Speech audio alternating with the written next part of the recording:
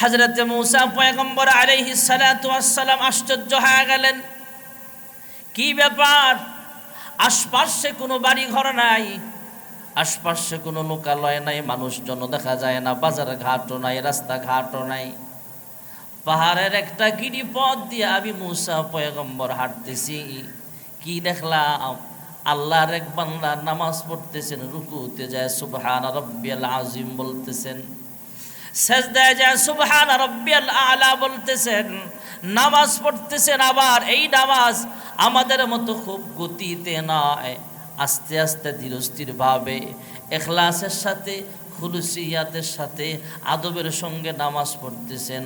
লম্বা চূড়া সেজদা, লম্বা চূড়া তিলাওয়াত, লম্বা চূড়া রুকু, এইভাবে নামাজ আদায় হইতেছে। মূসা নবী আরো আশ্চর্য হয়ে গেলেন। কি ব্যাপার? আল্লাহর এই বান্দার সামনে শুধু এমন নয়, শুধু এইভাবে নামাজ পড়তেছেন এমন নয়, তার আশপাশে জান্নাতি খাবারও দেখা যায়। যেরকম সুবহানাল্লাহ। মূসা পয়গম্বর আশ্চর্য হয়ে গেলেন। কি ব্যাপার? এইভাবে আল্লাহর বান্দা ইবাদত করতেছে, নামাজ পড়তেছে, আল্লাহর বান্দার আশপাশে খাবারের ব্যবস্থা। এই খাবার দুনিয়াবি খাবার নয়, এই খাবারগুলো অবশ্যই জান্নাতি খাবার, হয়তো আল্লাহর পক্ষ থেকে ব্যবস্থা আছে। তবে আল্লাহর এই বান্দা, নামাজি বান্দার জন্য জান্নাতি খাবারের ব্যবস্থা কোথা থেকে হয়, এই কথা না যাই না আমি সামনে যাইব না। কৌতূহলবশত মূসা নবী সেখানে অপেক্ষায় রইলেন, কখন আল্লাহর বান্দার নামাজ শেষ হবে, আল্লাহর বান্দা নামাজের সালাম ফিরাবে, তারপরে তার পরিচয় জানতে চাইবে। মূসা নবী অপেক্ষা করতেছেন। যেরকম সুবহানাল্লাহ। তো মূসা নবী এত দামি নবী, যেহেতু বেচারা নামাজ পড়তেছে লম্বা চূড়া সময় নিয়া, যে নামাজ শেষ হওয়া কখন হবে অপেক্ষা করতেছেন, তাইলে বোঝা গেল যেখানে জরিরুল কদর দামি নবী অপেক্ষা করতেছেন, তাহলে ওই যে যার জন্য অপেক্ষা করতেছে তার দামও কিন্তু কম না। সুবহানাল্লাহ বলে। হযরতে মূসা পয়গম্বর অপেক্ষা করতেছেন। আল্লাহর বান্দা নামাজ সমাপ্ত হলো। আসসালামু আলাইকুম ওয়া রাহমাতুল্লাহ, আসসালামু আলাইকুম ওয়া রাহমাতুল্লাহ, নামাজের সালাম ফিরালেন। মূসা পয়গম্বর সালাম দিলেন, নামাজি বান্দা সালামের জবাব লইলেন। হযরতে মূসা পয়গম্বর জানতে চাইলেন, হে আল্লাহর বান্দা, তুমি এইভাবে বাড়ি ঘর নাই, মানুষজন নাই, বাজার ঘাট নাই, লোকালয়ের বাহিরে আইসা, পাহাড়ের চূড়ায় আইসা তুমি নামাজ পড়তেছ, আর এই যে খাবার দেখা যায়, এই খাবারগুলো তো দুনিয়াবি কোনো খাবার নয়, জান্নাতি খাবার। কি ব্যাপার? তোমার পরিচয় কি? তুমি কি মানুষ নাকি অন্য কোনো মাখলুক? আল্লাহর বান্দা, নামাজি বান্দা জবাব দেয়, আমি ইনসান, আমি মানুষ, আমি জিন নই, আমি ফেরেশতা নই, আমি হলাম আল্লাহর এক গোলাম আর মূসা নবীর উম্মত। যেরকম সুবহানাল্লাহ। নামাজি বান্দা মূসা নবীকে জীবনে কোনোদিন দেখে নাই। যখন এই কথা বলেছেন, আমি আল্লাহর বান্দা, মূসা নবীর উম্মত, মূসা নবীর মন কম খুশি না বেশি খুশি? আমার উম্মত, আমার উম্মত, উনি মনে মনে আরো খুশি। তাইলে ভালোই হইলো, এতক্ষণ অপেক্ষা করছি যে আমি সার্থক, যে আমার এমন একজন উম্মত আছে যে পাহাড়ে একা একা নামাজ পড়ছে, আর তার সাইডে জান্নাতি খাবারের ব্যবস্থা আল্লাহ করে রেখেছেন। হযরতে মূসা পয়গম্বর আলাইহিস সালাতু ওয়াস সালাম আরো আশ্চর্য হলেন, আমার উম্মত, মনে মনে খুশি। জানতে চাইলেন, হে আল্লাহর বান্দা, তুমি কি মূসা পয়গম্বরকে কখনো দেখেছো কিনা? এক পর্যায়ে, শেষ পর্যায়ে মূসা নবী পরিচয় দিয়েছিলেন, আমি হলাম মূসা পয়গম্বর। উম্মতকে বুকে জড়াইলেন, চুমু খাইলেন, আদর করলেন। আল্লাহর বান্দা ডাক দিয়া কয়, আমি আল্লাহর কাছে দোয়া করেছিলাম, আয় আল্লাহ, আমি তো মূসা নবীর উম্মত, কিন্তু জীবনে কোনোদিন মূসা পয়গম্বরকে দেখি নাই। আল্লাহ তাআলা আপনার সাথে আমার দেখা করাইছেন, এই জন্য আল্লাহর দরবারে শুকরিয়া। যেরকম সুবহানাল্লাহ। হযরতে মূসা পয়গম্বর আরো জানতে চাইলেন, তুমি এখানে কতদিন যাবত ইবাদত করো? তুমি তো আল্লাহর বান্দা, মূসা নবীর উম্মত, বুঝলাম, তবে কতদিন পর্যন্ত এখানে ইবাদত করো? আল্লাহর নামাজি বান্দা জবাব দেন, আমি এখানে 1 বছর আর 2 বছর নয়, প্রায় 60 থেকে 70 বছর এইভাবে পাহাড়ের চূড়ায় একা একা আল্লাহর কুদরতি পায়ে সাজদা দেই। আর যখন যা প্রয়োজন হয় আল্লাহ তাআলা জান্নাত থেকে আমার জন্য খাবারের ব্যবস্থা করে। জোরে কোন সুবহানাল্লাহ। খাবারের ব্যবস্থা কে করেন? হযরতে মূসা পয়গম্বর এবারে সিজদায় পড়ে আল্লাহ তাআলার কাছে দোয়া করে, আল্লাহ, আমি মূসা পয়গম্বরের একজন উম্মত এমনও আছে 60 বছর 70 বছর ইবাদত করতেছে, দুনিয়াবে কোনো কাজে লিপ্ত হয় না, খাবারের পেরেশানি নাই, পানির চিন্তা নাই, জীবন জীবিকা অর্জনের কোনো পেরেশানি তার নাই, ব্যবসা বাণিজ্য দোকানপাট বাজার ঘাটে তার কোথাও যাওয়া লাগে না, যখন যা প্রয়োজন খাবারের ব্যবস্থা জান্নাত থেকে তুমি আল্লাহ বরাদ্দ করিয়া দাও। আমার এমন একজন উম্মত আছে, এই জন্য সেজদায় পড়ে তোমার কুদরতি পায়ে সেজদা দিয়া শুকরিয়া জানাই। আলহামদুলিল্লাহ, আলহামদুলিল্লাহ। শুকরিয়া আদায় করে আমরাও বলি আলহামদুলিল্লাহ। ভাইয়েরা আমার, বন্ধুরা আমার, হযরতে মূসা পয়গম্বর যখন আল্লাহর শুকর আদায় করতেছেন, আল্লাহ রাব্বুল আলামিন মূসা পয়গম্বরকে উদ্দেশ্য করে বলেন, হে মূসা কালিমুল্লাহ, তুমি 60 বছরের একজন উম্মত পায়া তুমি এমন আশ্চর্য হইছো, আমি আল্লাহ তাআলা এমন উম্মত জমিনে পাঠাবো, মাজলিসু ফিকহিন খায়রুম মিন ইবাদাতি 60 সানা আও কামা ক্বালা নবিয়্যু আলাইহিস সালাতু ওয়াস সালাম। আল্লাহ তাআলা মূসা নবীকে জানালেন, হে মূসা পয়গম্বর, শেষ নবীর উম্মতেরা অল্প সময়ের জন্য ফিকহের মাসআলা বর্ণনায় বসবে। মাদ্রাসার একজন উস্তাদ ছাত্রদেরকে মাসআলা শিখাবেন, মসজিদের ইমাম বা খতিব সাহেব বা মুয়াজ্জিন সাহেব কয়েকজন মুসল্লিকে দ্বীনি মুযাকারা করবেন, মাসআলা শিখাবেন। অথবা জুমার পূর্বে কিছুক্ষণ আলোচনায় আমরা বসলাম, কোনো ওয়াজ মাহফিলে তাফসীর মাহফিলে আমরা বসলাম, যেখানে দ্বীনি মুযাকারা হবে, দ্বীনি আলোচনা হবে। আল্লাহ তাআলা মূসা নবীকে জানায়া দিলেন, ওই নবীর উম্মত কিছু সময় দ্বীনি মজলিসে বসবে, ফিকহের মজলিসে বসবে, ওই মজলিসটার দাম তোমার উম্মতের 60 বছর 70 বছর ইবাদতের চাইতেও আমি আল্লাহ আরো দামি বানায়া দিলাম। এই জন্যই বললাম, আমরা শেষ নবীর উম্মত, আমাদের হায়াত অল্প, সময় কম, মাগার আমাদের দাম বেশি।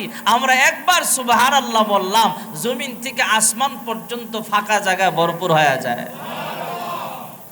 আমরা একবার কুল হুয়াল্লাহ বললাম, 10 পারা কোরআন তেলাওয়াতের সব হয়ে যায়। 3 বার কুল হুয়াল্লাহ বললাম, 1 খতম তিলাওয়াতের সব হয়ে যায়। শেষ নবীর উম্মতের দাম কম না বেশি? এজন্য হিসাব করেন না, হিসাব মিলান। আমার যাকাত ফরজ হয়েছে, যাকাত হিসাব করে দিলাম কিনা? আমার রোজা ফরজ ছিল, রোজা ঠিক মতো রাখলাম কিনা?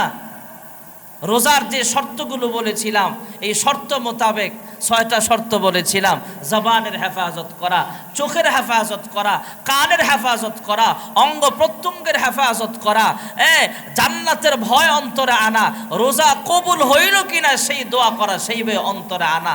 এভাবে রমজানের হকগুলো আদায় করে এবং শরীরের অন্যান্য অঙ্গ প্রত্যঙ্গগুলো গুনাহ থেকে হেফাজত করা। এইভাবে আমার রোজাটা হইল কিনা, এই হিসাবের এই দিন হলো শেষ জুমার দিন। আর 2টা-3টা রোজা আছে, হিসাব মিলান। কারণ আল্লাহ তাআলা তো কোরআন শরীফে নিজেই বলেন, ইয়া আইয়ুহাল্লাযীনা আমানু কুতিবা আলাইকুমুস সিয়াম কামা কুতিবা আলাল্লাযীনা মিন ক্বাবলিকুম লাআল্লাকুম তাত্তাকুন। আল্লাহ রাব্বুল আলামিন এই আয়াতে বলেছেন, হে ঈমানদারেরা, আমি তোমাদের উপরে রোজা ফরজ করলাম, পূর্ববর্তী উম্মতের উপরে যেমন রোজা ফরজ করেছিলাম, পূর্ববর্তী উম্মতের উপরে রোজা ফরজ করলাম, তোমরাও রোজা রাখবা। এটা কঠিন কোনো ব্যাপার না, তবে অন্য নবীর উম্মতের বেলায় রোজাটা অনেক কঠিন ব্যাপার ছিল। সুবহানাল্লাহ। হযরত ঈসা আলাইহিস সালামের জামানায় মানুষ রোজা রাখতো, কিন্তু কথা বললে রোজা নষ্ট হয়ে যাবে, দুনিয়াবি কথা বললেই রোজা নষ্ট হয়ে যাবে। তাহলে এদেরটা সহজ না আমাদেরটা সহজ? হযরতে মা মারইয়াম আলাইহাস সালাতু ওয়াস সালাম আল্লাহ রাব্বুল আলামিন গর্ভে সন্তান দান করলেন, গোসলখানার ভিতরে গোসল করতেছেন, এমন সময় হযরতে জিবরাইল আমিনকে আল্লাহ তাআলা পাঠায়া দিলেন। জিবরাইল তো ফেরেশতা, হযরতে জিবরাইল আমিন হযরতে মা মারইয়ামের গোসলখানায় আসছে। মা মারইয়াম ভয় পেয়ে গেল, কি ব্যাপার, তুমি আমার গোসলখানায় কেন আসলা?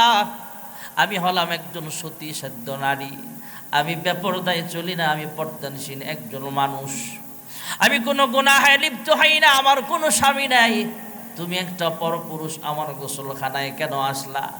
ওই মানুষ বেশি ফেরেশতা ডাক দিয়া কয়, মারইয়াম ভয় পাও না, আমি দুনিয়ার কোনো মানুষ নই, আমি আসমানের ফেরেশতা জিবরাইল আমিন। যখন সুবহানাল্লাহ। হযরত মা মারইয়ামের বুকের মধ্যে হযরতে জিবরাইল আমিন আল্লাহর হুকুমে একটা ফুঁক দিলেন, গর্ভের মধ্যে সন্তান চলে আসছে। জিবরাইল আমিনকে মা মারইয়াম জিজ্ঞেস করে, আমার গর্ভে যদি সন্তান চলে আসে আর আমার সন্তানের সুসংবাদ দিলে ঠিক আছে, তবে আমার তো স্বামী নাই, বাবা ছাড়া সন্তান দুনিয়াতে কিভাবে আসবে? আমরা তো জানি দুইজন মানুষকে আল্লাহ তাআলা প্রথম বানিয়েছেন। আদম পয়গম্বরকে আল্লাহ খলাকতু বিয়াদাইয়া নিজের হাতে বানাইছেন, নিজের হুকুমে বানাইছেন। মা হাওয়া আলাইহিস সালামকে হযরত আদম পয়গম্বরের শরীরের অংশ থেকে বানাইছেন। আর সাধারণভাবে আমরা যারা দুনিয়াতে আসি, আমাদের আব্বাও আছে, আম্মাও আছে, বাবা ছাড়া সন্তান নাই, মা ছাড়া সন্তান নাই। আমার আব্বাও আছে, আম্মাও আছে, আপনাদেরও আব্বা আছে, আম্মা আছে। মা মারইয়াম ডাক দিয়া কয়, এটা কিভাবে হবে? আমার তো স্বামী নাই, স্বামী ছাড়া যদি আমার সন্তান গর্ভে আসে আর এই সন্তান ভূমিষ্ঠ হয়, মানুষ আমার উপরে রাগ করবে, আমাকে মানুষ খারাপ বলবে, গালিগালাজ করবে। সংক্ষেপে বলে ভাইয়ারা আমার, হযরতে জিবরাইল আমিন জানায়া দিলেন, হ্যাঁ মারইয়াম, সেই নিয়ে তোমার পেরেশান হওয়া লাগবে না।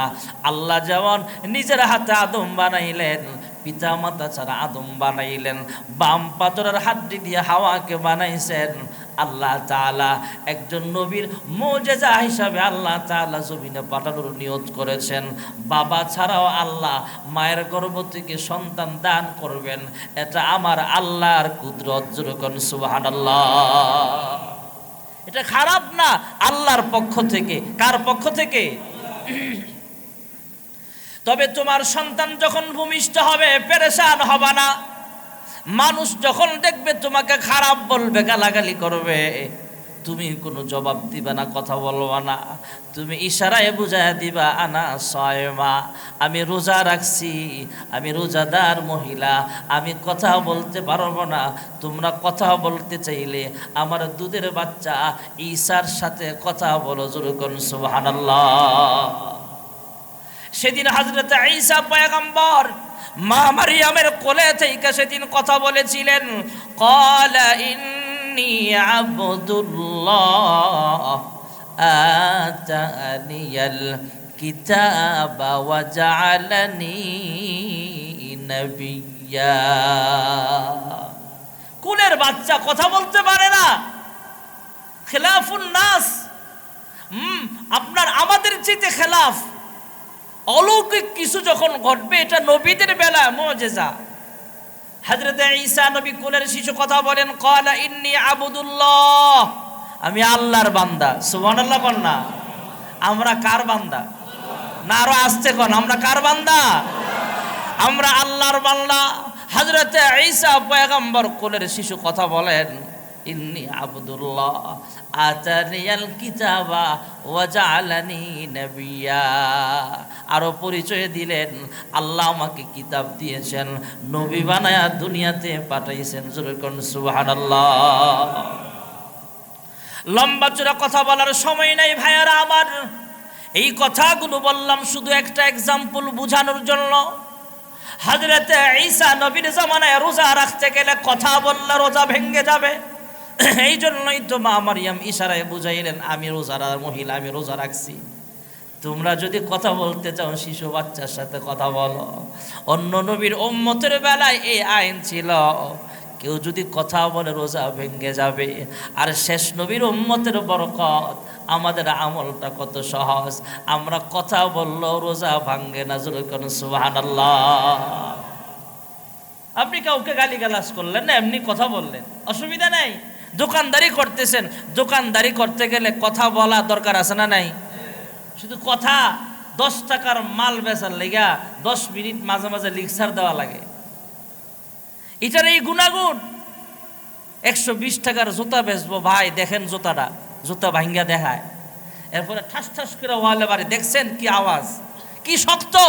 এই সোল চায়না থেকে আমদানি, বুঝেন না? 120 টাকার জুতা বেচার লেগে 10 মিনিট লিকচার দেওয়া লাগে।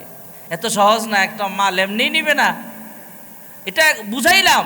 দোকানদাররা বিভিন্ন কিছু মাল আছে যে প্রোডাক্টগুলো মানুষের কাছে, কাস্টমারের কাছে বুঝাতে হয়, যদিও মালটা নরমাল, তারা বুঝাইতে হবে খুব। আপনি মিথ্যা না বলেন, সত্যটাই বলেন, কিন্তু এর কাছে উপস্থাপনাটা যদি সুন্দর করে কিনেন তাহলে মালটা নেয়। আমি নিজেই তো মাঝে মাঝে কনফিউজ হয়ে যাই। এক দোকানদার আমার সামনে এমনভাবে বয়ান একটা প্রোডাক্ট নিয়ে, আমি সারা বাংলাদেশ আমি ওয়াশ করি, আর তুমি আমারে, আমি মাল ভালো না খারাপ ওইটা দেখে নিলাম না, শুধু তোমার কথা আর ফাম দেবো, তোমার আমার ভালো লাগছে ভাই, এর লেগে নিলাম। এমন হয় কি হয় না? তাহলে আমরা দোকানদারির ক্ষেত্রে কথা বলা লাগে, মিথ্যা বলবেন না, সত্যটাই বলেন। এত কথা বলতেছি, তারপরে রোজার কোনো সমস্যা হয় না, আলহামদুলিল্লাহ বলেন। এই জন্য আল্লাহ তাআলা কোরআন শরীফে ওগুলো ইঙ্গিত দিয়েছেন যে আগের নবীর উম্মতেরা কত কষ্ট করে রোজা রাখতে, কথা বলতে পারতো না।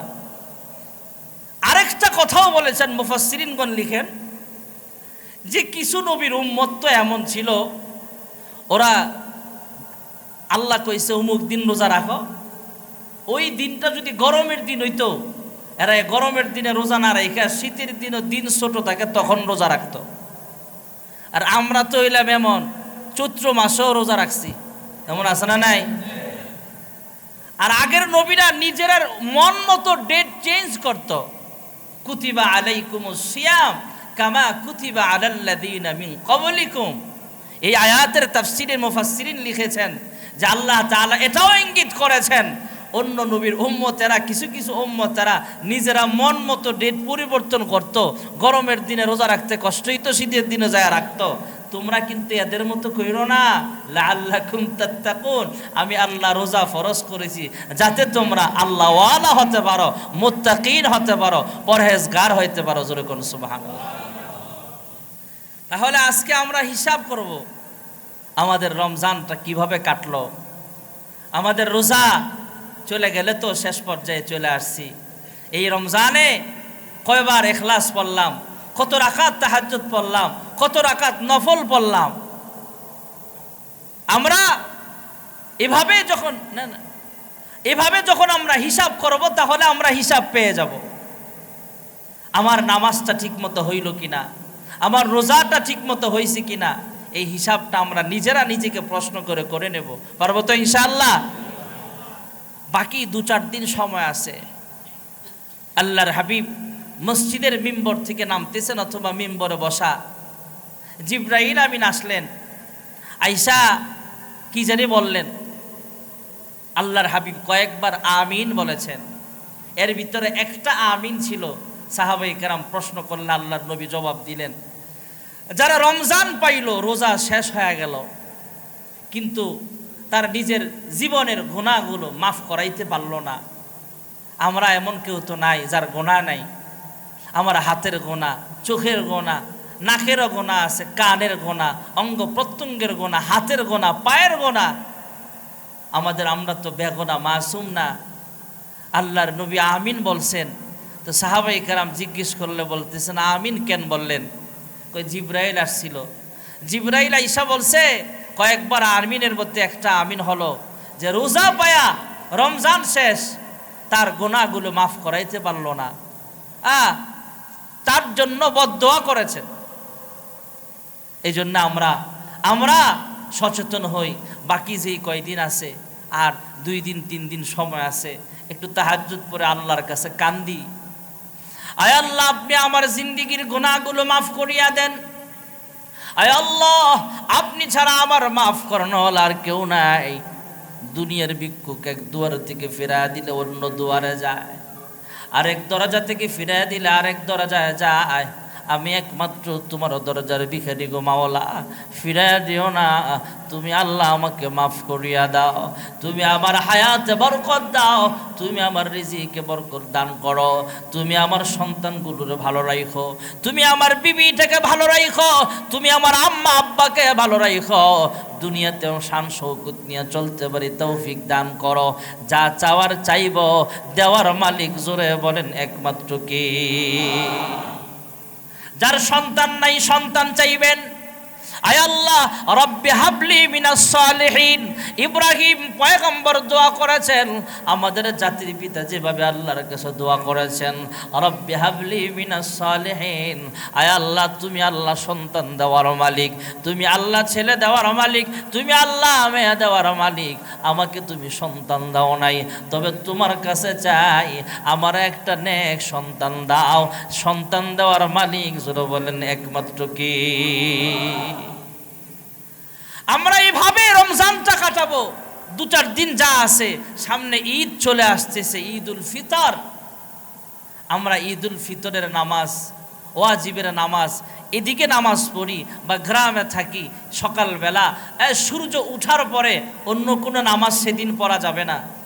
কেউ যদি ফজরের ওয়াক্তে উঠতে পারে নাই বাই চান্স, সে পড়তে পারবে। যেমন আমি বিভিন্ন জায়গায় যেখানে ঈদের নামাজ পড়াই, আপনাদের এখানেই তো পড়াইতেছি, আর আগে বিভিন্ন মাঠেও ঈদের নামাজ পড়াইতাম।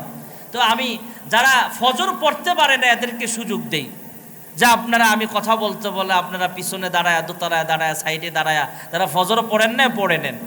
মানে ওই দিন সূর্য উঠার পরে অন্য কোনো নামাজ পড়া যাবে না, ঈদের নামাজ পর্যন্ত নফল পড়া যাবে না। আপনি শুধু ফজর যদি কাজা হয়ে থাকে সেটা পড়তে পারবে, অন্য কোনো নামাজ পড়া যাবে না। ঈদের দিন সকালবেলা আপনার সম্ভব হলে গোসল করা, এটা একটা আমল।